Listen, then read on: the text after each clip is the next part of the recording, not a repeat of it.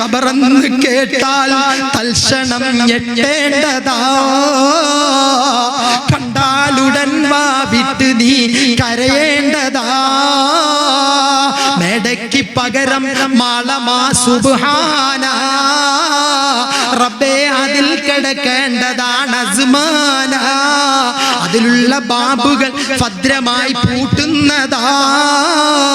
താക്കോലി ഇസ്രാഫീൽ സൂക്ഷിക്കുന്നതാ. കണ്ണു തുറന്നു അല്ലാ, കണ്ണു തുറന്നു. എന്റെ മക്കളെവിടെ? എന്റെ ഭർത്താവ് എവിടെ? എന്റെ ഭാര്യ എവിടെ? എന്റെ അമ്പരച്ചുണ്ടി കൊട്ടാരം എവിടെ? അല്ലാ അല്ലാ, കട്ടിലില്ല എനിക്കിന്ന്, കട്ടിലില്ല എനിക്കിന്ന്, മെത്തയില്ല എനിക്ക്, തലയിണയില്ല, വിരിപ്പില്ല. അല്ലാ അല്ലാ, കണ്ണു തുറന്നു. റൗമാൻ വന്ന് ഉണർത്തി, എഴുന്നേൽക്ക്. അല്ലാ, കണ്ണു തുറന്ന് നോക്കുമ്പോ ഇസ്മുഹു റൗമാൻ.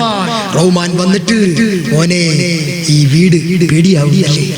പേടിയാവുന്നല്ലേ ചോദിക്കും. റഹ്മാൻ ചോദിക്കും, മോളെ പേടിയുണ്ടോ? ഇത് ഭയത്തിന്റെ വീടാ. അല്ലാ, റഹ്മാൻ പറയുന്ന വാക്കേതാ? എന്റെ ഉമ്മ, സഹോദരി, സഹോദരങ്ങളെ ശ്രദ്ധിച്ചോ, ഇതൊക്കെ അനുഭവിക്കാൻ പോവുകയാണ്. ഇന്നല്ലെങ്കിൽ നാളെ മീനാട് ഖബർസ്ഥാനിൽ കിടന്നിട്ട് അനുഭവിക്കാൻ പോവുകയാണ്. എഴുതി വെച്ചോ, ചിന്തിച്ചോ. കഴിഞ്ഞ വർഷം ഇതുപോലെ വളർന്നിരുന്ന ആളുകളൊക്കെ ഒരുപക്ഷെ ഇപ്പൊ അനുഭവിക്കുകയായിരിക്കും. അല്ലാഹു അവർക്ക് പുറത്തു കൊടുക്കട്ടെ. അതാ റഹ്മാൻ ചോദിക്കുന്നു, പേടിയാവുന്നു അല്ലേ? പേടിയാവുന്നു മോനെ, ഇത് ഭയത്തിന്റെ വീടാ. മോനെ, ഇത് ദാരിദ്ര്യത്തിന്റെ വീടാ. ഇത് പട്ടിണിയുടെ വീടാണ്. ഇത് പുഴുക്കളുടെ വീടാണ്. ഇത് പാമ്പുകളുടെ വീടാണ്. അല്ലാഹുവിന്റെ റസൂൽ പറഞ്ഞു, 99 കരിമൂർഖനാണ് ഖബറിലേക്ക് ഇഴഞ്ഞു വരുന്നത്. 99 കരിമൂർഖനാണ് നിന്റെ ഖബറിലേക്ക് വരുന്നത്. അല്ലാഹു നമ്മളെ കാത്തു രക്ഷിക്കട്ടെ. ഇത് പാമ്പുകളുടെ വീടാണ്. ഇത് ഞെരുക്കത്തിന്റെ വീടാണ്. ഇത് പട്ടിണിയുടെ വീടാണ്. ഇത് ശിക്ഷയുടെ വീടാണ്. ഇത് ഇരുട്ടിന്റെ വീടാണ്. മോനെ, സന്തോഷത്തോടെ കിടക്കണോ? സൽക്കർമ്മം വല്ലതും കയ്യിലുണ്ടോ മോനെ? എങ്കിൽ നിനക്ക് രക്ഷയാണ്. ഞാൻ പോവുകയാണ്. എന്റെ ഡ്യൂട്ടി മോനെ കണക്ഷൻ കൊടുക്കുക എന്നതാണ്.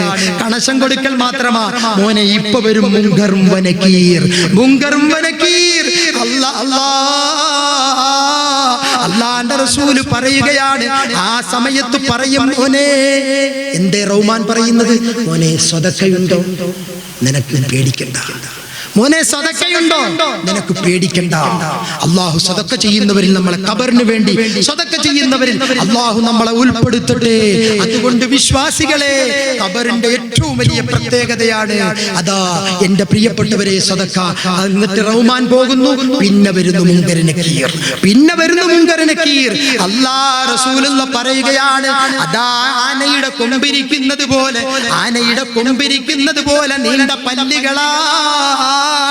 ആ പല്ലുകൊണ്ട് ഖബർ അതാ തുരന്നിട്ട് ഇടിവെട്ടുന്ന ശബ്ദത്തോടുകൂടി അല്ലാഹുവിന്റെ റസൂൽ പറയുകയാണ്. ഇബ്നു ഹജർ അൽ ഹൈതമി റളിയല്ലാഹു അൻഹു റിപ്പോർട്ട് ചെയ്യുകയാണ്. മഹാനായ ഇമാം ജലാലുദ്ദീൻ സുയൂത്തി റഹ്മത്തുള്ളാഹി അലൈഹി രേഖപ്പെടുത്തുകയാണ്, അതാ ഇടിവെട്ടുന്ന ശബ്ദത്തോടുകൂടി ഖബറിലേക്ക് മുങ്കർ നക്കീർ വരുന്നു. എന്നിട്ട് നിന്നെ എഴുന്നേൽപ്പിക്കുന്നു. എന്നിട്ട് ചോദിക്കുന്നു, മൻ റബ്ബുക വമൻ ദീനുക വമാ ദീനുക വമാ ഖിബ്ലതുക വമൻ ഇഖ്വാനുക. ഈ സമയത്ത് പേടിയില്ലാതെ സദാ സന്തോഷത്തോടെ നിനക്ക് മറുപടി പറയണോ? മഹാന്മാര് പറയുകയാണ്, കട്ടിക്ക് സ്വതക്ക ചെയ്തോ, വിധവകളെ സഹായിച്ചോ, യതീമികളെ സഹായിച്ചോ, പാവങ്ങളെ സഹായിച്ചോ, മജ്ലിസുകളെ സഹായിച്ചോ. അല്ലാഹു ആ നിലയ്ക്ക് ഖബറിൽ സന്തോഷം ലഭിക്കുന്നവരിൽ നമ്മളെ ഉൾപ്പെടുത്തി അനുഗ്രഹിക്കുമാറാകട്ടെ. നിങ്ങൾ കണ്ടോ, ഈ ആത്മാവ് ഇന്നും ഖബറിന്റെ പുറത്ത് തന്നെ ഇരിപ്പുണ്ട്. നിങ്ങളുടെയൊക്കെ ഉപ്പമാരുടെ ആത്മാവ് ഈ മീനാട് പള്ളിക്കാട്ടിൽ ഖബറിന്റെ പുറത്ത് തന്നെ ഉണ്ട്. നിങ്ങൾ അങ്ങോട്ട് ചെല്ലുമ്പോൾ അവർ കാണുകയാണ്. അതുകൊണ്ട് റസൂലുള്ളാഹി പറഞ്ഞു, അസ്സലാമു അലൈക്കും. യാ ദാറ ഖൗമിൽ മുഅ്മിനി. ആരോടാ പറഞ്ഞു? ആത്മാവിനോട്. അല്ലാഹ് ഉടൻ തന്നെ നിങ്ങളെ ഉമ്മയും ബാപ്പയും നിങ്ങളെ കാണുകയാ. വഅലൈക്കും സലാം, സലാം അടക്കുകയാ. ആ ആത്മാവ് ഇങ്ങനെ നോക്കിയിരിക്കും. ഇവിടെ മീനാട് പ്രഭാഷണം നടത്തുമ്പോ ആ പള്ളിക്കാട്ടിൽ നിന്ന് ആത്മാവ് നോക്കിയിരിക്കുകയാണ്.